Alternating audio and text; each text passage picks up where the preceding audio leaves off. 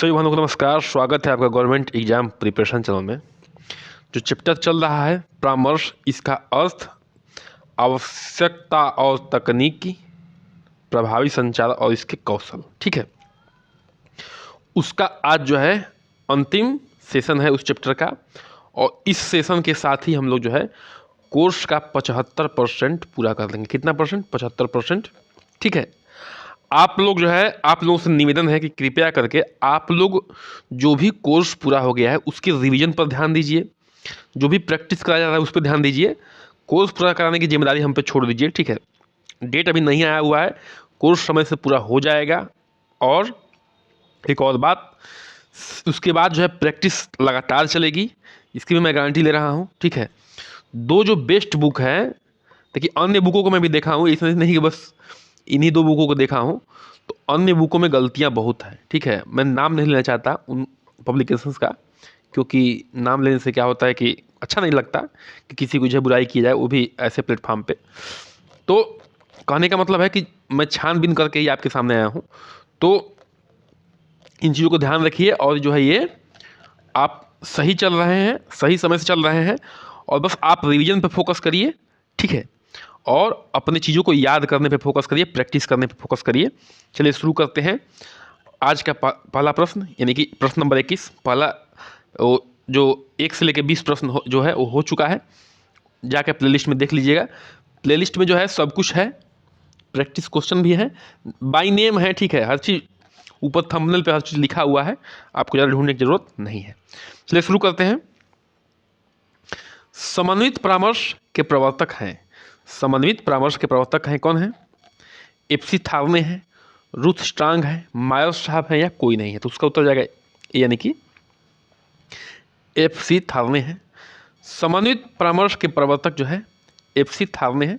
प्रवर्तक का मतलब होता है कि उसकी उत्पत्ति करने वाला, कहने का मतलब है। यह परामर्श निर्देशित और अनिर्देशित परामर्श दोनों का संयोग से होता है। परामर्श वाले चैप्टर में डिटेल में बताया जा चुका है कि समन्वित प्रवर्तक क्या होता है। इसमें निर्देशित और अनिर्देशित परामर्श का समन्वय, दोनों का संयोग है। निर्देशित क्या होता है? इसमें परामर्शदाता जो है केंद्र में होता है, उसके हिसाब से सब कुछ होता है। अनिर्देशित में क्या होता है? प्रार्थी केंद्र में होता है, उसके हिसाब से सब कुछ होता है। और जो समन्वित होता है वो दोनों का क्या है? संयोग है, दोनों का योग है। आगे बढ़ते हैं क्वेश्चन नंबर 22 पे कि समन्वित परामर्श के लाभ क्या हो सकते हैं। समन्वित परामर्श के लाभ क्या हो सकते हैं? कम खर्चीला, कार्य क्षमता पर अधिक बल, अधिक प्रभावशाली। ध्यान रखिएगा, हो सकते हैं की बात हो रही है, ठीक है। उपयुक्त सभी, इसका उत्तर हो जाएगा डी, यानी कि उपयुक्त सभी।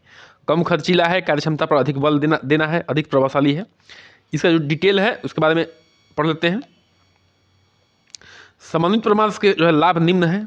यह कम खर्चीला होता है, यह अधिक प्रभावशाली होता है। देखिए अधिक प्रभावशाली क्यों होता है? क्योंकि कुछ जगहों पे जो है जहाँ पर निर्देशन की जरूरत पड़ती है वहाँ सही से निर्देशन किया जाता है, और जहाँ प्रार्थी के हिसाब से चलना होता है वहाँ प्रार्थी के हिसाब से चला जाता है।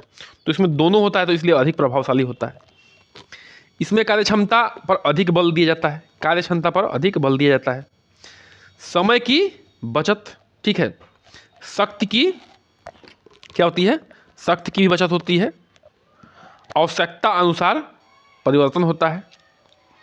उचित तालमेल विकसित होना, और व्यवहारिकता होती है। व्यवहारिकता, आवश्यकता अनुसार परिवर्तन, ये सब क्या है? आपको इससे क्या लग रहा है कि दोनों का जब संयोग है, जो परामर्शदाता है वो क्या करेगा? वो अपने हिसाब से चेंज कर लेगा अपने आप को जहाँ पे उसकी ज़रूरत होगी, और जहाँ पे प्रार्थी की आवश्यकता होगी स्वतंत्रता की, उसकी अपनी जो सोच है, अपनी सोच को भी इन्वेंट करने की, लगाने की, तो वहाँ पे भी वैसा एडजस्टमेंट हो जाएगा। तो इसलिए जो है बहुत प्रभावशाली है, आवश्यकता अनुसार परिवर्तन भी इसमें हो जाता है। क्वेश्चन संख्या 23 पे आते हैं। परामर्श सफलता निर्भर करती है, जो परामर्श की सफलता होती है किस पर निर्भर करती है? परामर्श प्रार्थी की योग्यता पर, परामर्शदात्री के प्रतिभा, ज्ञान और दृष्टिकोण पर, और परामर्शदात्री के हठी व्यवहार पर, ठीक है। देखिए इन दोनों को देख के तो लग रहा होगा कि दोनों सही हैं, लेकिन ये जो है ये वाला काम गड़बड़ कर रहा है तीसरा ऑप्शन। तो हमें बेस्ट ऑप्शन चुनना होता है। तो इस क्वेश्चन के हिसाब से जो बेस्ट ऑप्शन होगा वो हो जाएगा बी, यानी कि परामर्शदाती के जो परामर्श देने वाला है उसके प्रतिभा पर, ज्ञान पर और दृष्टिकोण पर। तो परामर्श के प्रक्रम में परामर्शदाता एवं महत्वपूर्ण का एक महत्वपूर्ण भूमिका होता है। जो परामर्शदाता और परामर्श देने वाला होता है, परामर्श की सफलता परामर्शदाता के प्रतिभा पर, ज्ञान पर, उसके दृष्टिकोण पर निर्भर करता है। ठीक है, देखिए जब भी हम पढ़ाई करना है आपको, तो आप जो है जल्दीबाजी मत करिए, थोड़ा धैर्य बना के और चीज़ों का समझ डेवलप करिए, हर क्वेश्चन की समझ को डेवलप करिए। जब आपके अंदर समझ डेवलप हो जाएगा तो याद करना बहुत आसान हो जाएगा, ज्ञान की परिपक्वता बढ़ेगी, ज्ञान की स्थायित्व तो बढ़ेगा। ठीक है, चलिए आगे बढ़ते हैं। क्वेश्चन संख्या 24 पे आते हैं। एक सफल परामर्शदाता के कौन कौन से गुण हो सकते हैं? जो एक सफल परामर्शदाता होता है, परामर्श देने वाला होता है, उसके कौन कौन से गुण हो सकते हैं बताइए। सत्यनिष्ठता, जो सत्य पे चलता हो, सत्य कुशलता, उसकी कार्य कुशलता हो, कार्य में अपनी जो है प्रांगणता हो उसको। व्यक्तित्व में रुचि, व्यक्तियों में रुचि, और व्यक्तियों में रुचि रखता हो। ठीक है, तो इसका उत्तर हो जाएगा आपका डी, यानी कि सब सही है भाई। जब तक ये सारे गुण नहीं होंगे अच्छा परामर्शदाता नहीं हो सकता वो। तो परामर्शदाता के निम्न गुण होने चाहिए, जो है कि पहला, उद्देश्य व दिशा पर ज्ञान होना चाहिए। उद्देश्य पर भी क्या उद्देश्य है और किस दिशा में चलना है उसका ज्ञान होना चाहिए। मित्रता, प्यार और व्यवहारिकता होनी चाहिए। जब तक ये नहीं होगा आप परामर्श प्रार्थी को संतुष्ट नहीं कर पाएंगे। विश्वास होना चाहिए, कुशल होना चाहिए, अपने क्षेत्र में कुशलता होनी चाहिए और खुद पे भी और परामर्श प्रार्थी पर भी विश्वास होना चाहिए कि हाँ जिस हम लक्ष्य को लेकर चल रहे हैं उसको प्राप्त कर लेंगे। तकनीक की दक्षता होनी चाहिए, तकनीक की भी दक्षता होनी चाहिए। नेतृत्व करने की योग्यता भी होनी चाहिए।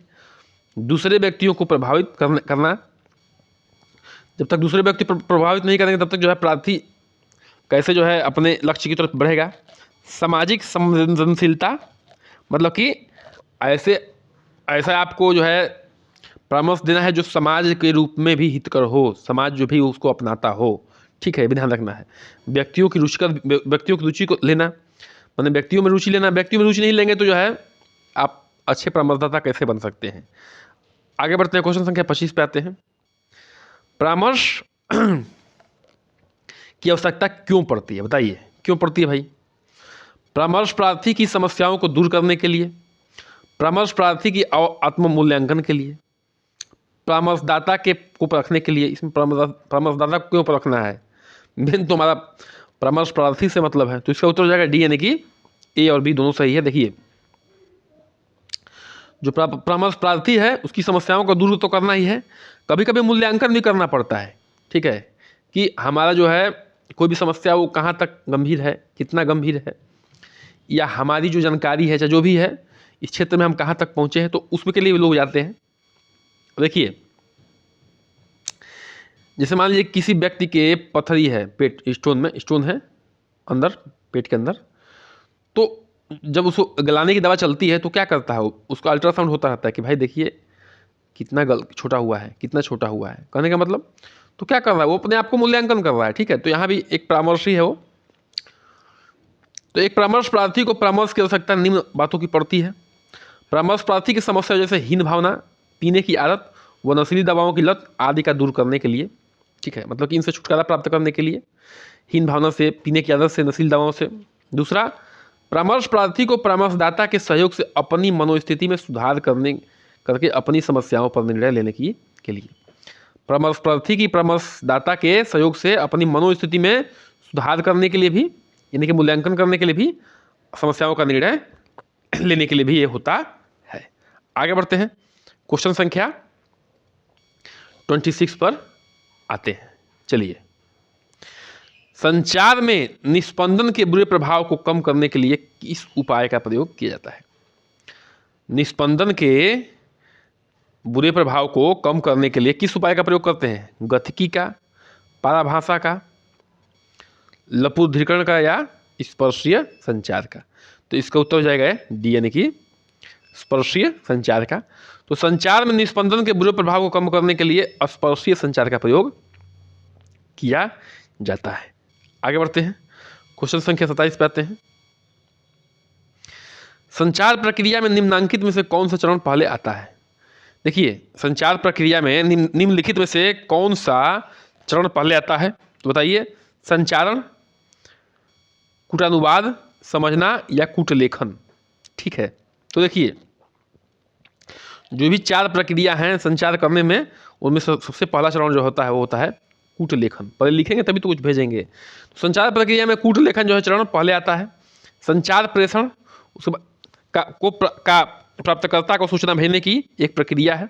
इसमें सूचना प्राप्तकर्ता को कूटवाचक कहा जाता है। ठीक है, जो सूचना प्राप्तकर्ता होता है उसको क्या कहते हैं? कूटवाचक। वही तो जो भी कूट लिखा हुआ है, जो भी चीज लिखा है उसको पढ़ता है, जो सूचना प्राप्त करता है। ठीक है, आगे बढ़ते हैं। क्वेश्चन नंबर 28 पे आते हैं। औपचारिक दिशा निर्देश एवं प्राधिकार पदानुक्रम संचार के लिए किस प्रकार का उदाहरण है? औपचारिक दिशा निर्देश एवं प्राधिकार पदानुक्रम संचार किस प्रकार के उदाहरण है? नियंत्रण के, समझौता के, संगठन के या सूचना के? तो इसका उत्तर हो जाएगा यानी कि नियंत्रण के। तो औपचारिक दिशा निर्देश एवं प्राधिकार पदानुक्रम संचार नियंत्रण प्रकार के उदाहरण हैं। ध्यातव्य कि संगठनों में पदानुक्रम एवं दिशा निर्देशात्मक संचार ऊपर से नीचे की ओर संचालित होता है। ठीक है, संगठनों में पदानुक्रम और दिशा निर्देशात्मक संचार कहाँ से होता है? ऊपर से नीचे की ओर होता है। मतलब कि जो ऊपर के एम्प्लॉय हैं, जो हेड होते हैं, वो अपने नीचे के एम्प्लॉय को दिशा निर्देश देते रहते हैं। ठीक है, और वहाँ से जो है आदेश नीचे की तरफ आता है। ठीक है, जिसका उद्देश्य जो है संगठन में नियंत्रण बनाने में रखने होता है। ठीक है, जैसे मान लीजिए कि कोविड के दौरान जब लॉकडाउन लग रहा था तो पहले प्रधानमंत्री जी जो है कैबिनेट की सलाह से घोषणा कर रहे थे कि भैया इतने से इतने दिन लॉकडाउन रहेगा। तो वो बातें कहाँ तक पहुँच रही थी? निचले स्तर पे जो है पहुँचते पहुँचते पहुँचते जो है जनता तक आ रही थी। कि अब तो सोशल मीडिया डायरेक्ट जनता सुन ले रही है, लेकिन जो एक ऑफिशियल लेटर जाता है वो सबसे पहले ऊपर से आता है, दिशा निर्देश जिसको कहते हैं, और धीरे धीरे जो है नीचे के पदों के लोगों के पास आता है। आगे बढ़ते हैं, क्वेश्चन संख्या 29 पे आते हैं। ठीक है, अशाब्दिक संचार में निहित है। अशाब्दिक संचार क्या था? जिसमें हम लोग है जो है शब्द का प्रयोग नहीं कर रहे थे, हाव भाव का प्रयोग कर रहे थे। तो देह भाषा, मुख्य अभिव्यक्ति एवं लहजा, भाव भंगिम नृत्य, देह मुद्राएं एवं भावात्मक अभिव्यक्ति, न्यूनतम शाब्दिक मौन, मुख्य अभिव्यक्ति, देह भाषा, लहजा एवं मौन। तो उसका उत्तर हो जाएगा बी, यानी कि भाव भंगिम माँ, देह मुद्रा एवं भावात्मक अभिव्यक्ति। ठीक है, अशाब्दिक संचार से क्या तात्पर्य है? समानतः शब्द रहित, शब्द नहीं होगा। अशाब्दिक संचार से मतलब क्या है कि शब्द रहित होगा, संदेशों को भेजना एवं प्राप्त करने का संप्रेषण प्रक्रिया से है। इसमें भाव भंगिमा होता है, भाव का प्रदर्शन हाथों से, चेहरे से होता है। देह की मुद्राएं होती हैं। भावात्मक जो है अभिव्यक्ति होती है, आँखों के संपर्क से संप्रेषित किया जा सकता है। आगे बढ़ते हैं, इसमें आँखों का इशारा भी कहने का मतलब काम आता है। क्वेश्चन संख्या 30 पे आते हैं।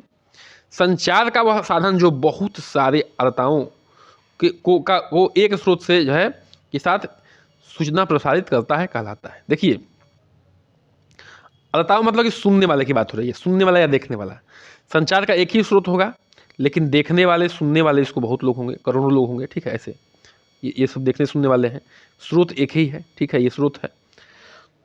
तो कहने का मतलब ये है कि इसको अंतः संप्रेषण कहते हैं, जन संप्रेषण कहते हैं, अंतः वैयक्तिक संप्रेषण कहते हैं, या अंतः वैयक्तिक संप्रेषण कहते हैं। तो इसका उत्तर हो जाएगा आपका बी, यानी कि जन संप्रेषण कहते हैं। तो संचार का वह साधन जो बहुत सारे अर्ताओं को एक स्रोत से जो है एक साथ सूचना प्रसारित करता है, जो है जन संप्रेषण कहलाता है। ठीक है, एक ही स्रोत होगा और बहुत सारे लोग जो है उसको सुनेंगे या देखेंगे, जो भी है उस संचार का माध्यम जो है जन संप्रेषण कहलाएगा। क्वेश्चन संख्या 31 पर आते हैं। अच्छे श्रोता बनने के लिए जो 2 कौशल संबंधित हैं वे हैं। जो अच्छा श्रोता होता है, अच्छा सुनने वाला होता है। श्रोता मतलब क्या? सुनने वाला। ठीक है, या देखने वाला। तो मुख्य रूप से सुनने वाला समझिए। तो जो अच्छा श्रोता होता है उसके 2 कौशल निम्नलिखित कौन से हैं बताइए? ध्यान देना और प्रतिपुष्टि प्रदान करना। ध्यान देना तथा जब वह आवश्यकता हो तब जो अपनी अभिरुचि को छिपाना। ध्यान देना तथा जो है दिए गए संदेश के प्रति उपयुक्त सूचकों से अनुक्रिया देना। एक समय से एक साथ कई संदेश को सुनना या सकारात्मक समालोचन प्रदान करना। उत्तर हो जाएगा यानी कि जो अच्छा श्रोता होता है उसके जो है 2 कौशल होते हैं, ध्यान देना, ध्यान सुनना और प्रतिपुष्टि करना। ध्यान रखिए, कभी आप लोग इंटरव्यू देखे होंगे, इंटरव्यू में आप मान लीजिए जाने का मौका मिलता है कहीं पे, तो आप जो एग्जामिनर होता है उसकी बातों को एकदम ध्यान से सुनिए। बोलिए सर सुन नहीं पाए, यस सर करेंगे, तो बड़ा ही निगेटिव इम्पैक्ट जाता है। वो क्या समझेगा कि अच्छा श्रोता नहीं है, ये हमको जो है वो उस तरफ से नहीं सोच रहा है, सुनने की कोशिश कर रहा है। तो बहुत ही ध्यान से और प्रेजेंस ऑफ माइंड वहाँ प्रेजेंट रह के जो है अपने दिमाग को वहाँ प्रेजेंट रखिए, एकदम ध्यान से चीज़ों को सुनिए।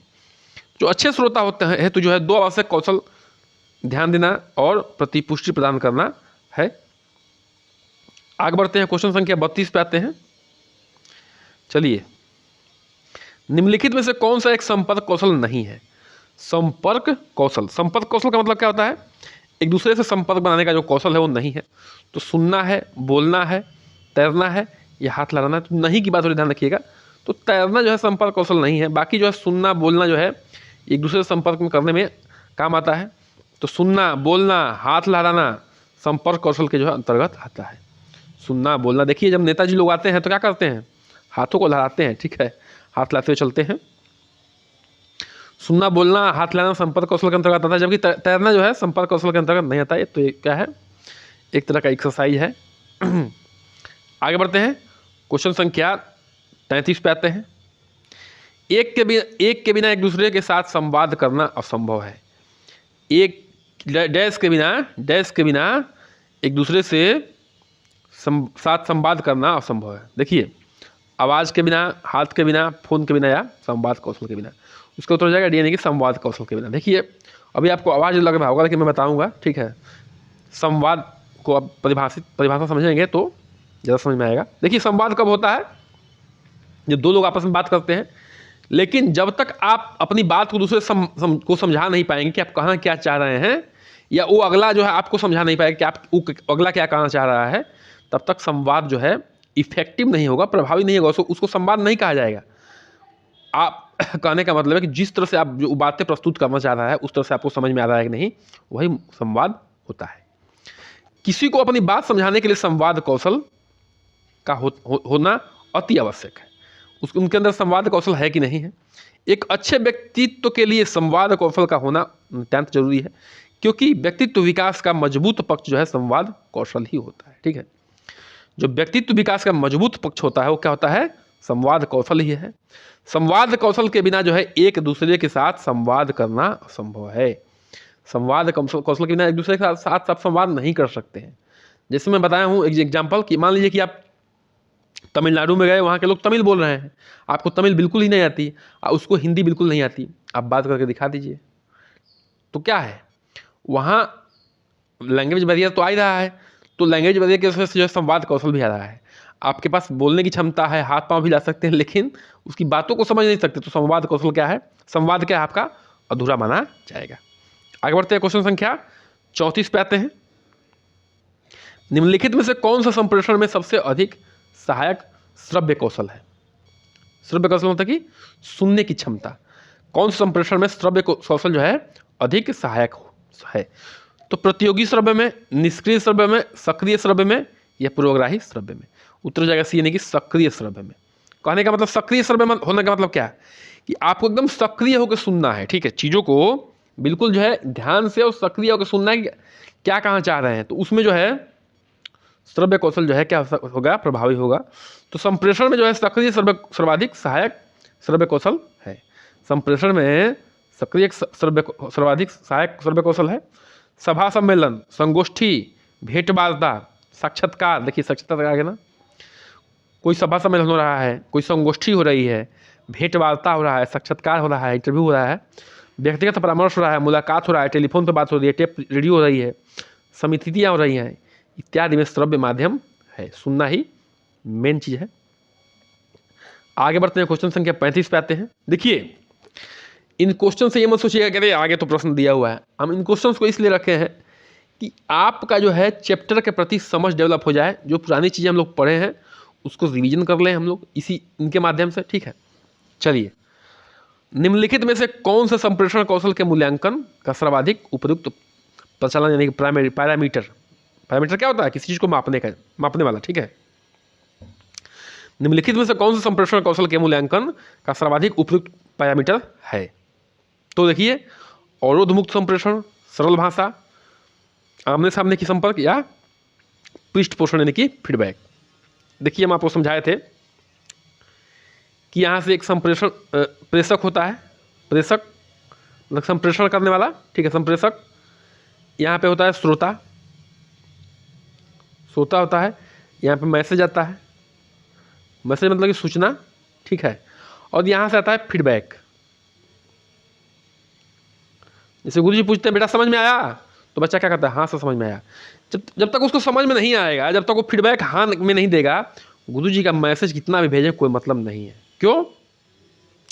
क्योंकि फीडबैक से गुरु जी को भी पता चलेगा कि हाँ भैया समझ में आ रहा है, या ये तो पता चल जाएगा कि हाँ बच्चे को समझ में आ रहा है, जो श्रोता है उसको समझ में आ रहा है कि हम क्या कहना चाह रहे हैं। आप कुछ भी बोलिए, अगले वाले को समझ में नहीं आया तो क्या कहेगा, वो प्रभावी संचार होगा? नहीं होगा। तो संप्रेषण कौशल के मूल्यांकन के लिए सबसे जो बेस्ट चीज़ होता है फीडबैक। क्या होता है? फीडबैक यानी कि पृष्ठ पोषण। ये ध्यान रखिएगा।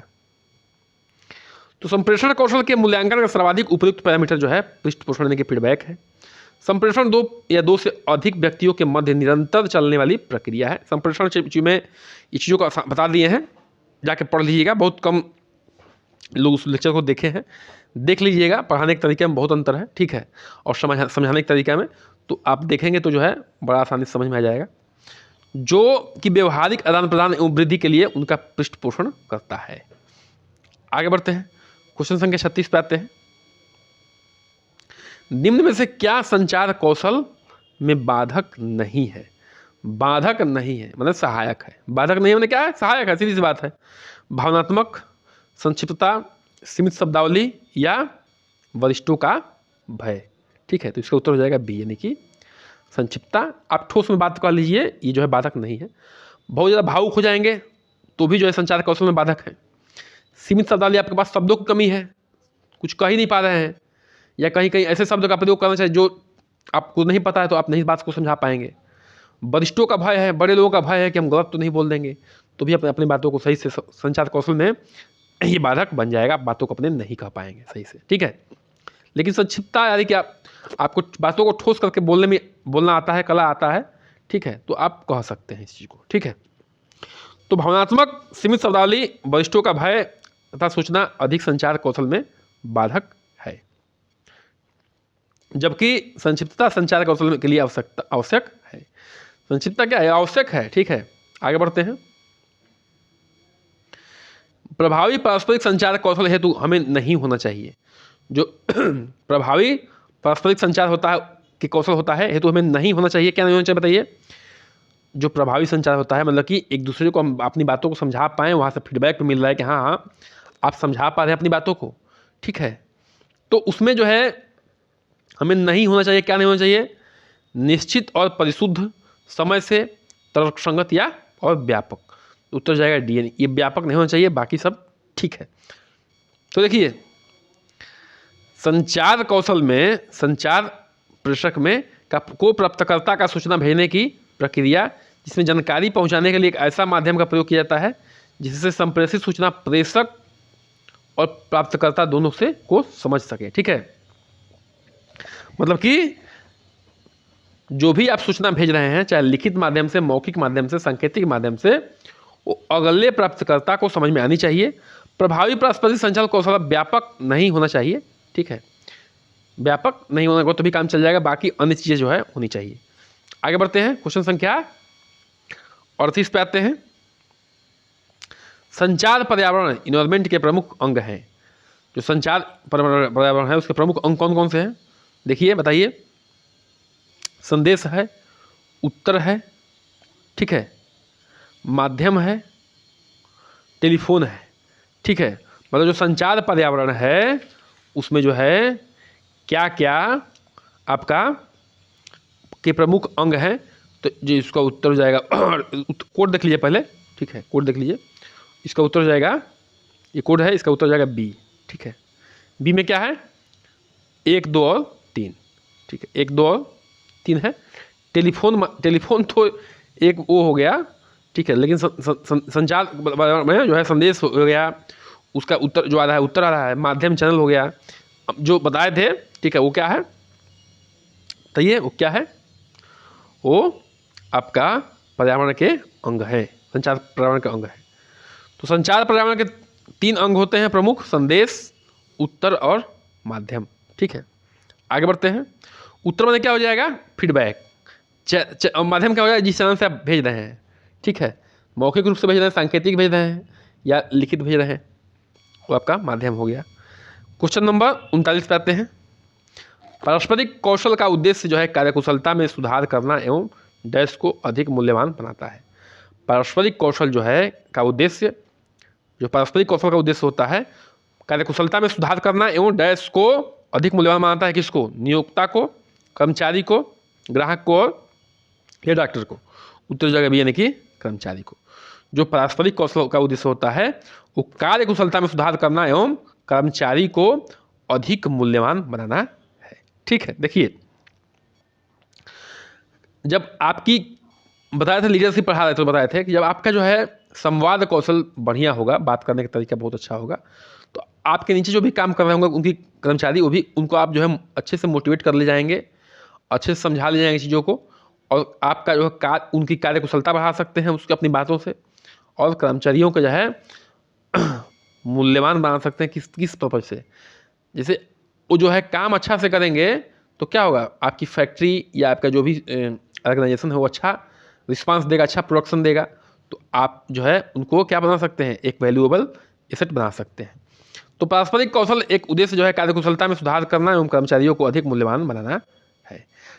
आगे बढ़ते हैं। इससे पहले आपसे निवेदन है, कृपया करके बहनों चैनल को सब्सक्राइब कर दीजिए और लाइक करिए, शेयर करिए, कमेंट भी करते रहिए कि सेशन कैसा लग रहा है। किसी प्रकार के संप्रेषण में निम्नलिखित सम्मिलित है। किसी भी प्रकार का संप्रेषण, उसमें क्या क्या सम्मिलित है? एक प्रेषणकर्ता, एक संदेश, एक वाक्य, एक प्राप्तकर्ता। तो उत्तर हो जाएगा आपका सी। ठीक है, 1, 2 और 1, 2 और 4। ठीक है, एक वाक्य तो इसी संदेश में ही आ जाएगा। ठीक है, हम लोग एक प्रेषण देखिए थे कि एक प्रेषण कर रहा था, यहाँ पे एक चैनल था उसमें जो है संदेश जा रहा था, संदेश जा रहा था, और यहाँ पे क्या था? एक प्राप्त करने वाला था यानी कि श्रोता था। और जब तक अब प्रभावी कब बनेगा? जब यहाँ से फीडबैक मिल जाएगा। तो ये 3 मुख्य हैं, ध्यान रखिएगा। तो किसी भी प्रकार के, ठीक है, किसी भी प्रकार के संप्रेषण में 5 तत्व महत्वपूर्ण इस प्रक्रिया में संबंध है। प्रेषणकर्ता यानी कि संदेश भेजने वाला, एक संदेश, जो संदेश क्या है, सूचना का माध्यम या विधि क्या है, सूचना को प्राप्त करने वाला, और प्रत्युत्तर या वांछित प्रतिक्रिया, वही फीडबैक। प्रत्युत्तर और वांछित प्रक्रिया यानी कि फीडबैक। इसी के साथ आज का सेशन करते हैं समाप्त। बने रहिए हमारे साथ, करिए चैनल को सब्सक्राइब, लाइक, शेयर। ठीक है, नमस्कार, जय हिंद।